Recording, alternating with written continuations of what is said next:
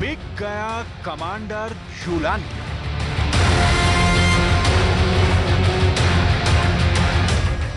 कल तक सीरिया में अमेरिका का 1, 2, 5, 10 या 50 लाख नहीं बल्कि $1 करोड़ का इनामी रहा।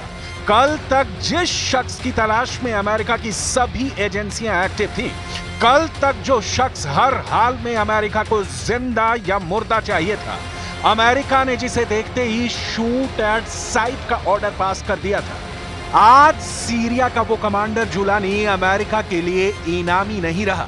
अमेरिका ने जुलानी को माफ कर दिया है, यानी रातों रात सिर्फ 12 घंटे में सीरिया में बड़ा खेला हो गया है। अमेरिका की ये वो चाल है जिससे उसने सांप भी मार दिया और उसकी लाठी भी सही सलामत है।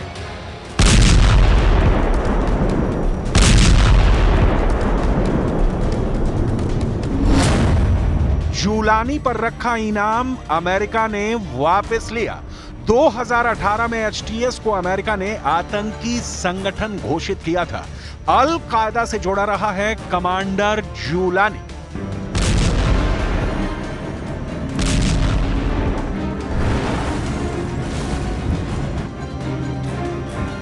अमेरिका के ईस्टर्न अफेयर्स मामलों के लिए सहायक विदेश मंत्री बारबरा लीफ ने शुक्रवार को इस खबर का औपचारिक ऐलान किया, जब वो और दूसरे अमेरिकी अधिकारी सीरिया की राजधानी दमिश्क में नए सीरियाई प्रशासन के साथ बातचीत करने के लिए गए थे। इस महीने की शुरुआत में हयात तहरीर अल शाम यानी एचटीएस के नेतृत्व में सीरिया के राष्ट्रपति बशर अल असद को सत्ता से हटाए जाने के बाद से यह अमेरिकी डेलीगेशन की सीरिया की पहली यात्रा थी। पहले आप देखिए बारबरा लीफ का वो बयान जिसने पूरी दुनिया में तहलका मचा दिया है। अमेरिका ने शुक्रवार की चर्चाओं के दौरान सकारात्मक संदेश देते हुए जुलानी के ऊपर लगाए गए $1 करोड़ के इनाम को हटाने का फैसला किया है। जुलानी और उनके संगठन से यह वादा लिया गया है कि ये अमेरिका के लिए कोई खतरा पैदा नहीं करेंगे। हम सीरियाई नेतृत्व वाली राजनीतिक प्रक्रिया का पूर्ण समर्थन करते हैं, जिसके परिणाम स्वरूप एक समावेशी और प्रतिनिधि सरकार बनेगी, जो महिलाओं सहित सभी सीरियाई लोगों और सीरिया के विविध जातीय और धार्मिक समुदायों के अधिकार का सम्मान करती है।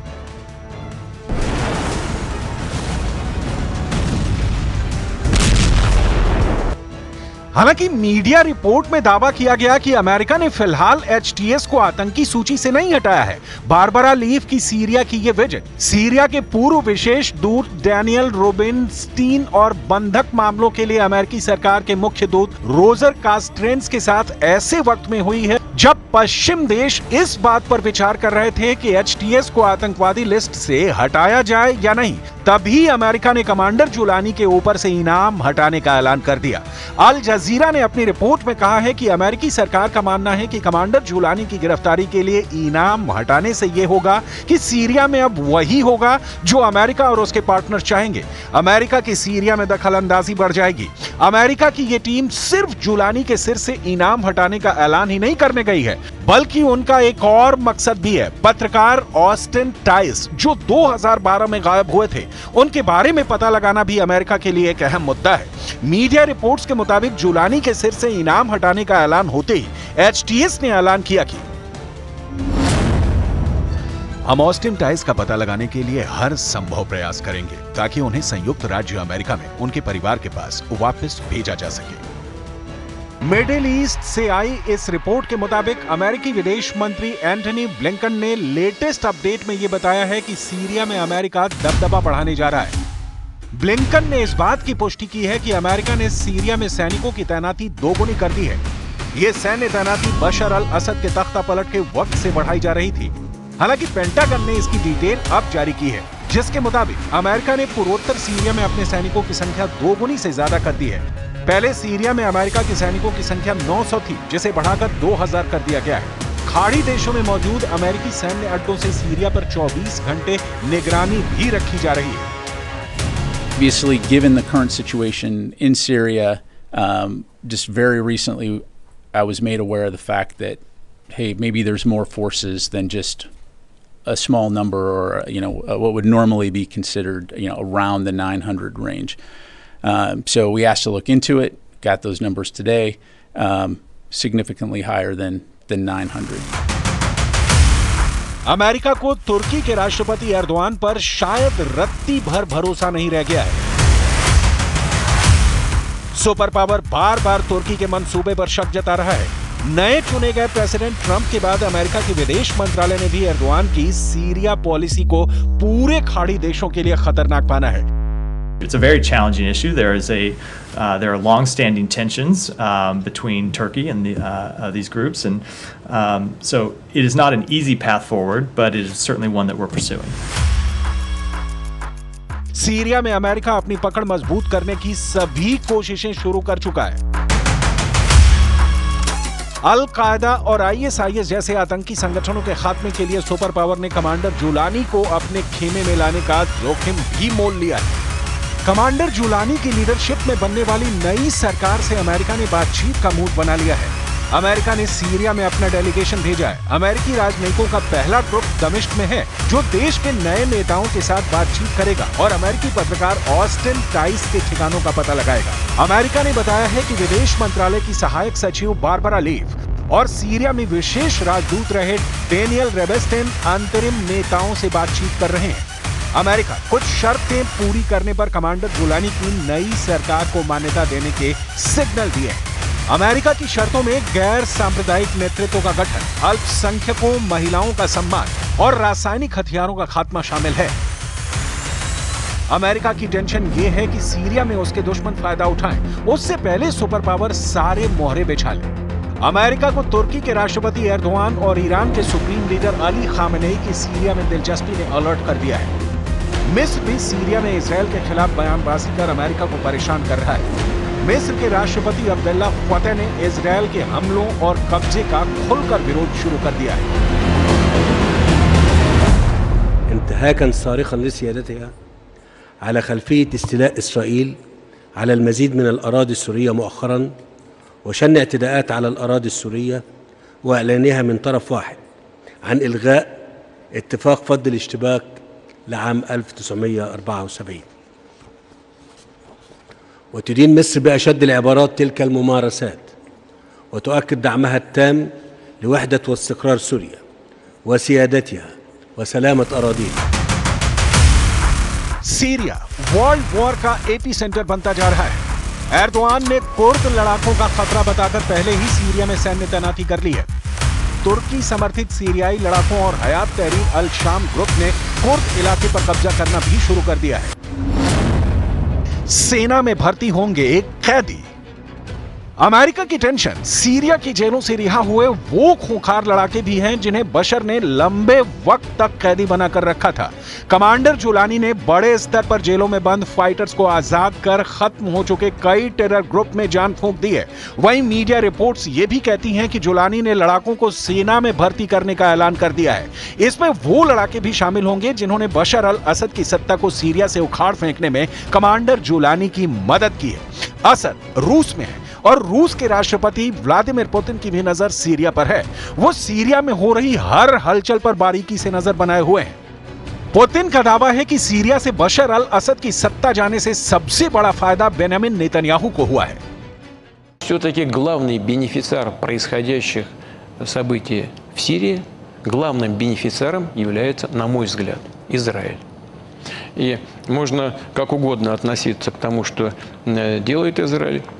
Россия осуждает захват любых сирийских территорий, это очевидно. Наша позиция здесь не подлежит никакой корректировке.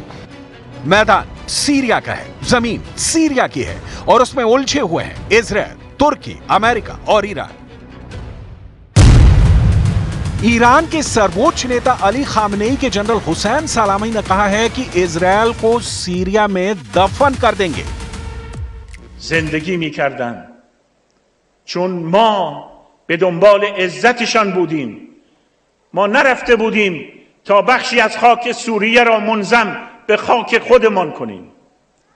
نرفته بودیم تا آنجا را میدان جستجوی منافع بلند پروازانه و زیاده خواهانه خود قرار دهیم.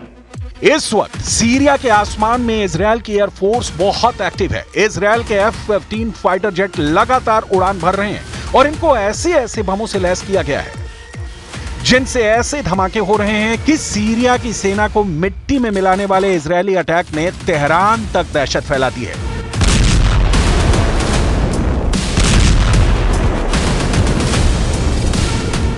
इन हमलों पर जुलानी की भी मुहर लग चुकी है, क्योंकि जुलानी ने ना इसका विरोध किया और ना ही इजरायल से युद्ध करने की ख्वाहिश जाहिर की है, बल्कि ईरान और हिजबुल्लाह को अपना सबसे बड़ा दुश्मन बता दिया है।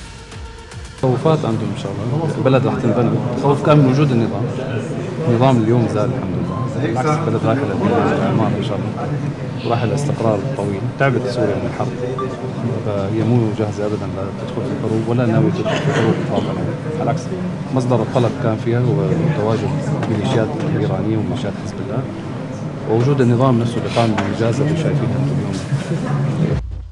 इजरायल के इन धमाकों के साथ सीरिया में जुलानी का ऐसा तूफान आया कि उस तूफान में ना सिर्फ बशर अल असद की सरकार उड़ी, बल्कि असद की मदद करने वाले पुतिन और खामनेई का मजबूत खूंटा भी उखड़ गया। जुलानी ने सीरिया में ऐसा जाल फैलाया कि इस जाल में फंसे रूस और ईरान की सेना को सीरिया से भागना पड़ा। जुलानी का जाल बुनने वाले तुर्की और इजरायल इस वक्त बहुत खुश हैं। जुलानी का जाल इतना मजबूत बताया जा रहा है जिसकी जद में अब कई और अरब देश भी आ सकते हैं। डर है कि इसमें जॉर्डन के राजा किंग अब्दुल्ला भी फंस जाएं और जुलानी का अगला टारगेट जॉर्डन बन सकता है। खौफ सऊदी अरब में भी बढ़ चुका है। यही वजह है कि सीरिया में तख्ता पलट से पहले सऊदी अरब के क्राउन प्रिंस ने बशर अल असद की तरफदारी में कई बातें भी कही थी।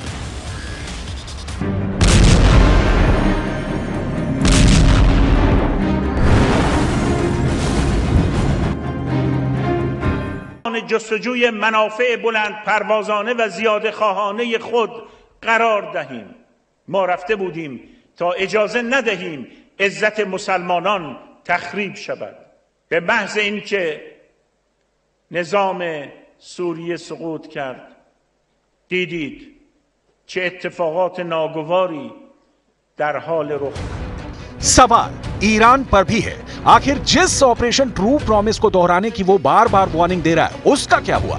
खामेनेई और उनके जनरल इस बात से बहुत ज्यादा बेचैन हैं कि सीरिया उनके हाथ से निकल गया। बशर अल असद की सरकार ढह गई और अब उस जुलानी का सीरिया पर कब्जा हो चुका है जो कभी ISIS और अल कायदा का टॉप का आतंकी था, और अब इजरायल तुर्की और अमेरिका के इशारों पर खेलना शुरू कर दिया है। नेतन्याहू ईरान के इस दावे की तरफ इशारा भी कर चुके हैं।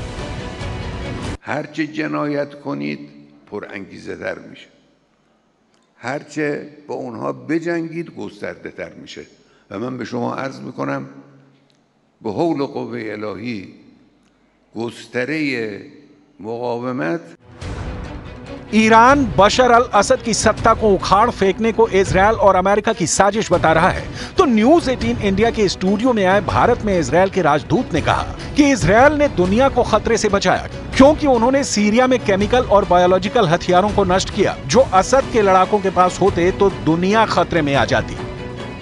अब आपसे सीरिया के बारे में बात करेंगे, जुलानी के बारे में। How much threat does Julani pose to Israel in Syria?